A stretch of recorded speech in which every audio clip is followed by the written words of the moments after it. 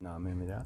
और आज मामला लगा था ये मस्जिद को लेकर, संजौली मस्जिद को लेकर, क्या कुछ वक्फ बोर्ड को भी कोई निर्देश दिए गए हैं आगामी दिनों में? क्या कोई रिकॉर्ड मांगा गया है?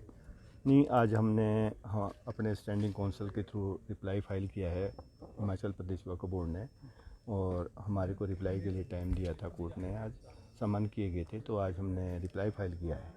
क्या कुछ फाइल किया, क्या कुछ कहा गया? रिप्लाई एज़ पर रिकॉर्ड ही किया गया, जो रिकॉर्ड अवेलेबल डिपार्टमेंट के पास था। रेवेन्यू एजेंसी से हमने 1947 का रिकॉर्ड कलेक्ट किया, और फर्दर जो रिकॉर्ड डिपार्टमेंट के पास था, और सेंट्रल गवर्नमेंट ने इसकी गजट नोटिफिकेशन की थी। सर्वे कमिश्नर अपॉइंट हुआ था इसमें सेंट्रल गवर्नमेंट की ओर से ही। स्टेट गवर्नमेंट उस टाइम पंजाब यहाँ था, क्योंकि 1971 हिमाचल सरकार बनी तो हिमाचल अस्तित्व में आया। तो उससे पहले पंजाब जलंधर से इसका चलता था। तो इसमें पीसीएस हैं बराड़ साहब, उनको जो है पीसीएस को सर्वे कमीशन लगाया गया सेंट्रल गवर्नमेंट की तरफ से। उन्होंने, उनकी टीम ने सर्वे किया, और उनके नीचे तहसीलदार होते हैं, जॉइंट सेक्रेटरी होते हैं, जो भी प्रोसेस होता है। तो उन्होंने सर्वे किया। सर्वे में इसी सारी प्रॉपर्टी का सर्वे करके सेंट्रल गवर्नमेंट को इसका रिपोर्ट करी। तो सेंट्रल गवर्नमेंट ने सर्वे रिपोर्ट के मुताबिक इसका गजट 15 अगस्त 1970 को इसका गजट कर दिया कि जो प्रॉपर्टी वक़्फ़ की है, मस्जिद है या कब्रिस्तान है या कोई दूसरी प्रॉपर्टी है, जिसमें ये प्रॉपर्टी भी एक है। ये बातें उठ रही थी कि ये सरकारी ज़मीन है, वक्फ बोर्ड का कोई लेना देना नहीं और है, आज उसका कागज़ भी हमें पेश किए गए। डिस्प्यूट ये नहीं है इसमें।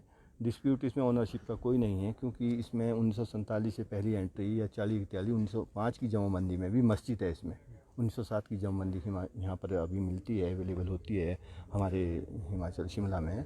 तो 1907 की जमाबंदी में भी ये मस्जिद गैर मुमकिन मस्जिद लिखी गई है। और अब फर्दर जो इसमें डिस्प्यूट आया वो उसकी डेवलपमेंट का आया कि इसमें फर्दर डेवलपमेंट कैसे हुई, ये डिस्प्यूट है।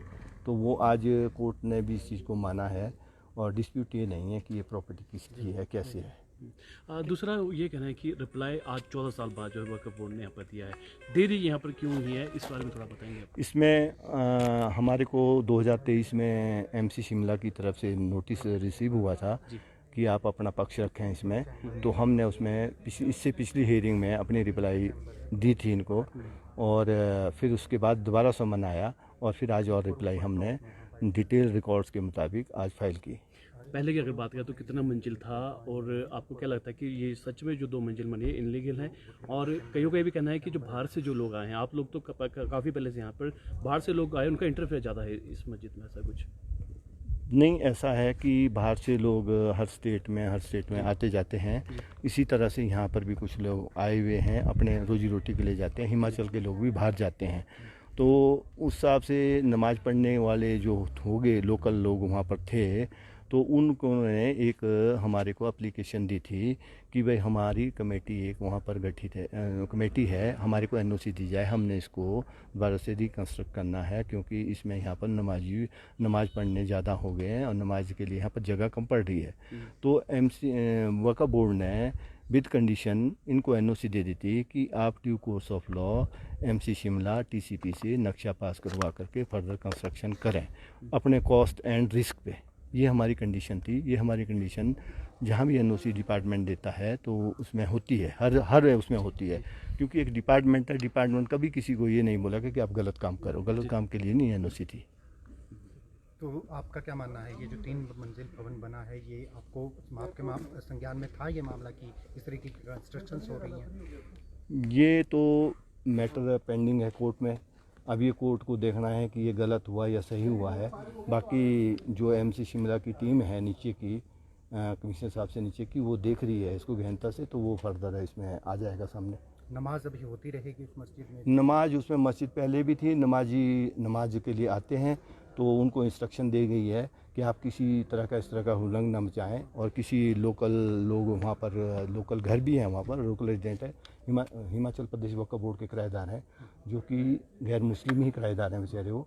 तो हमने उनको इंस्ट्रक्शन दे दी आप किसी को भी इस तरह की वो ना करें, और सारे ही हैं, क्योंकि हमारा 95% टेनेंट्स हिमाचल प्रदेश में वक्फ बोर्ड में गैर मुस्लिम ही है।